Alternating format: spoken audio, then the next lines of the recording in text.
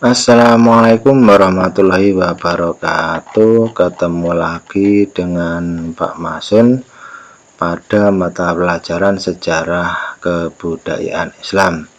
Pertemuan pada pagi hari ini berbeda dengan sebelumnya. Kalau anak-anak sekalian mulai hari ini Senin sudah bisa melaksanakan tatap muka terbatas, meskipun anak-anak sekalian seminggu 3 kali, tapi paling tidak anak-anak sekalian bisa berkunjung ke sekolah atau bisa mengobati rasa rindu atau kangen kalian pada teman-teman kalian satu kelas, bahkan satu sekolah, dan bisa bertemu juga dengan bapak ibu pengajar mata pelajaran di kelas kalian. Pada pertemuan pagi hari ini kita belajar tentang sifat-sifat Nabi Muhammad SAW, yang merupakan kelanjutan dari materi sebelumnya yang membahas tentang Nabi Muhammad rahmat bagi seluruh alam, yang merupakan selanjutnya kita nanti belajar tentang kemuliaan akhlak para sahabat dalam berdakwah. Namun pada pagi hari ini kita sedikit mengulanglah tentang sifat-sifat Nabi Muhammad SAW dalam berdakwah. Ya, langsung saja kita terangkan sifat-sifat Nabi Muhammad SAW diterangkan dalam surat Al-Ahzab ayat 21 yang berbunyi Bismillahirrahmanirrahim. Laqad kana lakum fi Rasulillahi uswatun hasanatun liman kana yarjullaha wal yawmal akhir wa dzakarallaha katsira. Yang artinya, sesungguhnya telah ada pada diri Rasulullah itu suri tauladan yang baik bagimu, yaitu bagi orang yang mengharap rahmat Allah dan kedatangan hari kiamat, dan dia banyak menyebut Allah. Al-Ahzab ayat 21. Dari uraian singkat surat Al-Ahzab ayat 21 diterangkan bahwasanya lebih rincinya Nabi Muhammad memiliki 4 sifat, yaitu sidik, amanah, tabligh, dan fatonah. Sidik artinya adalah benar dan jujur. Mustahil bagi Nabi Muhammad berkata bohong, sehingga sampai kafir Quraisy pun juga menganggap bahwasanya ataupun memberi gelar kepada Nabi Muhammad adalah sebagai orang yang sidik atau yang dapat dipercaya. Dan mustahil bagi Nabi Muhammad memiliki sifat kizib, lawan kata daripada sidik, yaitu berbohong yang artinya. Kemudian Nabi Muhammad juga selain itu Nabi Muhammad SAW adalah orang yang umi. Umi adalah tidak bisa membaca, menulis, dan belum pernah duduk di bangku sekolah. Ya, tentunya pada saat itu Nabi Muhammad adalah seseorang yang diilhami atau mendapat hidayah dari Rasulullah untuk menyebarkan agama Islam. Tentunya beliau juga memiliki sifat dan kelebihan tertentu. Contoh sifat-sifat sidik Nabi Muhammad SAW. Yang pertama, ketika menjual barang dagangan di pasar, Rasulullah selalu berkata jujur apa adanya kepada para pembeli. Suatu contoh, Nabi Muhammad menjual satu gulung kain itu dengan harga belinya itu 100.000, ya Nabi Muhammad menjualnya dengan angka 100.000. Kalau mau mengasih kelebihan atau keuntungan ya monggo, itu bertolak belakang dengan orang-orang zaman sekarang. Namun orang-orang zaman sekarang pun juga mengambil keuntungan dengan cara wajar. Antara penjual dan pembeli pun juga saling ikhlas, meskipun itu adalah ada kenaikan harga, namun juga saling menyadarilah antara penjual dan pembeli, sehingga timbullah sifat saling ikhlas dan saling ridho di antara kedua belah pihak. Yang kedua, beliau jujur ketika melaporkan hasil perdagangannya kepada Siti Khadijah. Jadi Nabi Muhammad itu sebelum menikah dengan Siti Khadijah merupakan orang yang dipercaya oleh Siti Khadijah untuk menjual barang dagangannya, adalah karena Siti Khadijah adalah seorang yang saudagar yang kaya raya pada saat itu. Selanjutnya, Rasulullah SAW jujur dan benar ketika menceritakan peristiwa Isra Mi'raj, tanpa mengurangi atau menambah sedikit pun apa yang beliau alami ketika melaksanakan Isra dan Mi'raj. Nabi Muhammad selalu menceritakan kepada orang-orang apa adanya tanpa mengurangi ataupun menambah sedikit pun. Kemudian yang kedua adalah sidik. Sidik yang artinya adalah dapat dipercaya. Mustahil bagi Nabi Muhammad memiliki sifat khianat atau tidak dapat dipercaya. Orang-orang kafir Quraisy memberi gelar Al-Amin. Nah, pada saat itu Nabi Muhammad juga memiliki sifat gelar Al-Amin. Yang memiliki gelar siapa ya? Orang-orang kafir Quraisy. Meskipun orang-orang kafir Quraisy itu memusuhi Nabi Muhammad, tapi mereka mengetahui bahwasanya Nabi Muhammad dalam hatinya itu adalah orang yang dapat dipercaya. Contoh bukti-buktinya, ini yang A. Sejak kecil, saat mengembala kambing milik majikannya, beliau melaksanakan tugasnya dengan baik.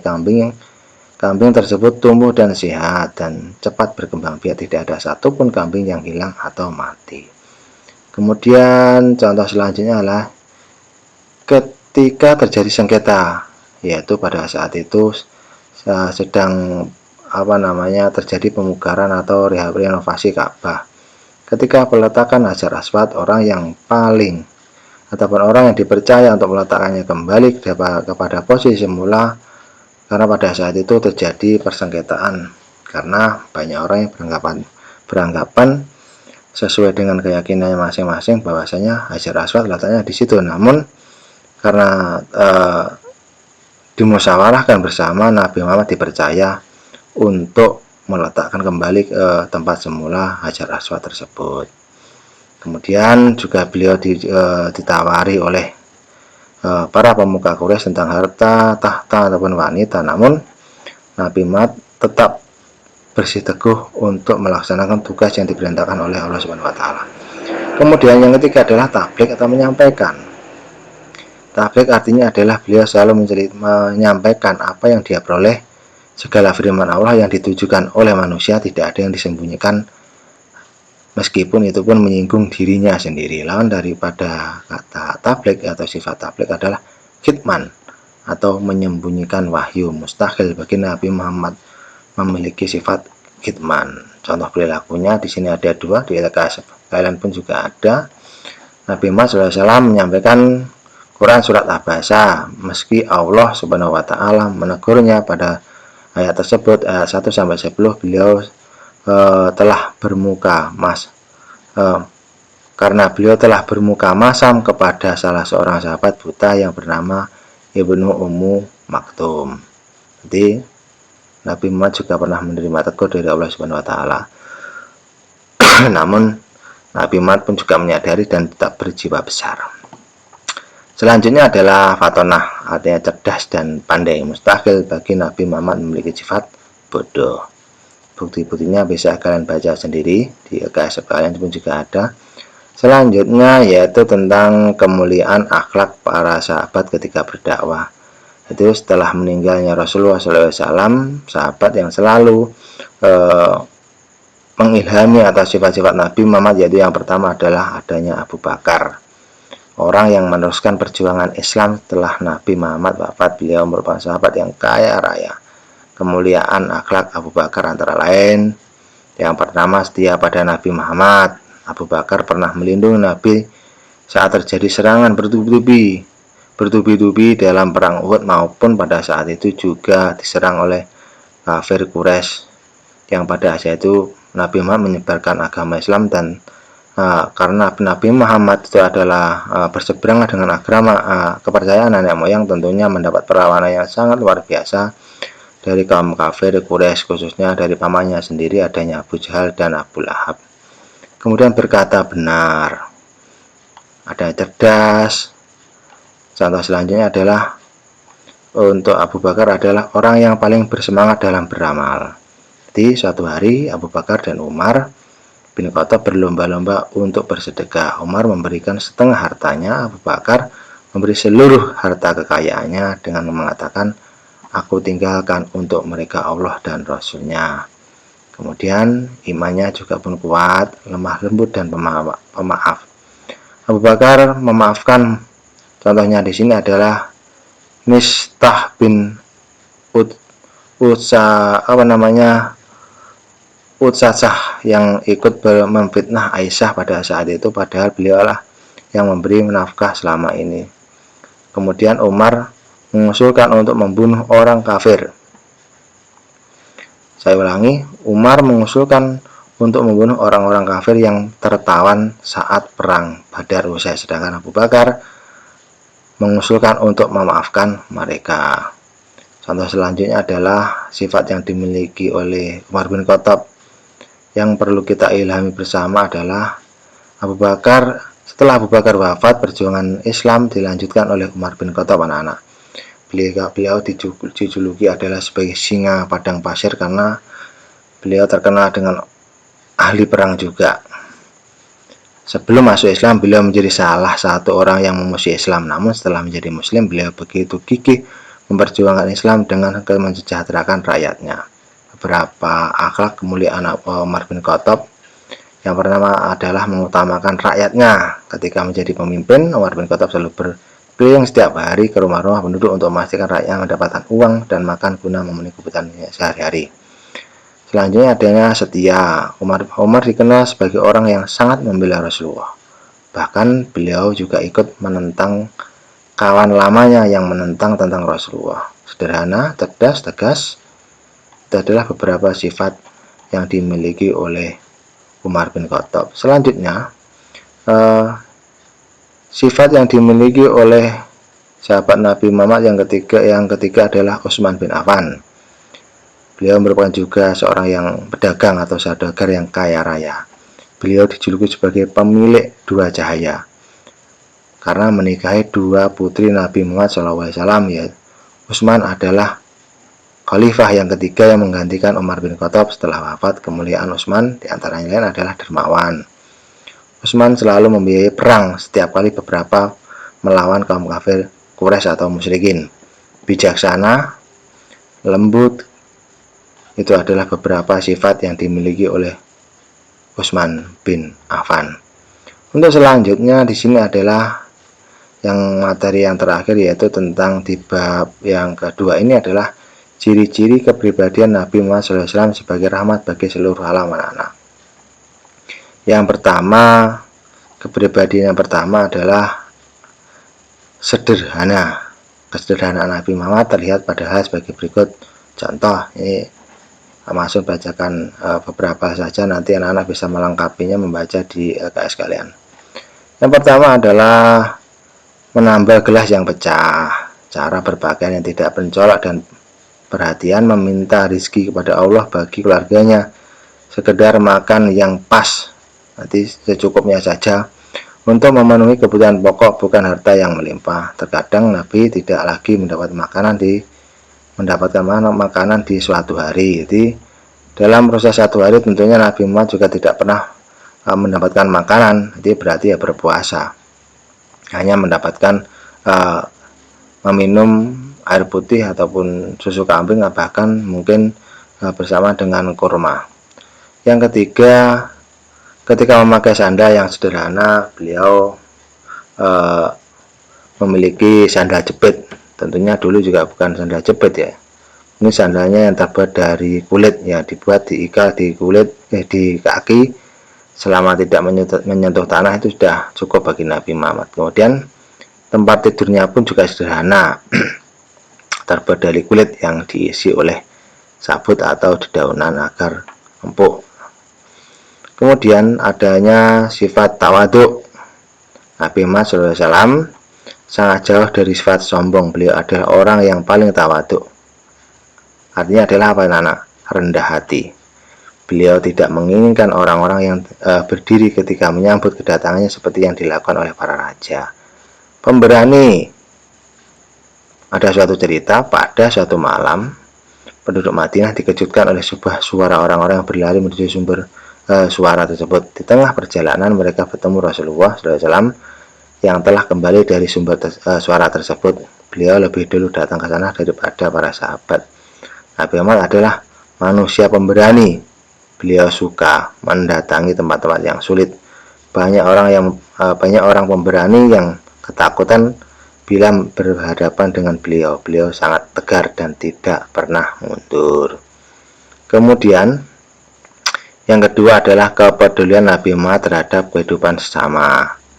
Nabi Muhammad yaitu selalu dermawan. Contoh, ketika ada seorang yang Nabi Muhammad seorang yang sangat dermawan, terutama pada bulan Ramadan. Kedermawan beliau mengalahkan angin yang berhembus. Jika ada yang meminta sesuatu kepada beliau untuk kepentingan Islam, maka pasti beliau akan berikan itu dengan besar hati, bahkan mungkin keseluruhan, karena tujuannya hanyalah untuk kebaikan. Kemudian pemurah. Contoh di sini apa?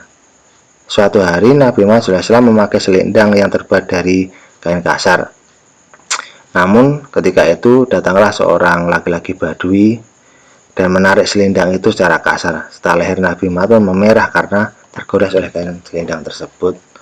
Laki-laki Badui itu berkata, bagaimana? Wahai Nabi Muhammad, berikanlah padaku sebagai sebagian dari harta Allah yang ada padamu untuk kau angkut dengan 2 ekor untaku itu, sebab sesungguhnya engkau memberi bukan dengan dari hartamu sendiri dan bukanlah pula dari harta orang tuamu. Nabi Muhammad pun diam sejenak, kemudian, harta ini milik Allah dan aku adalah hambanya.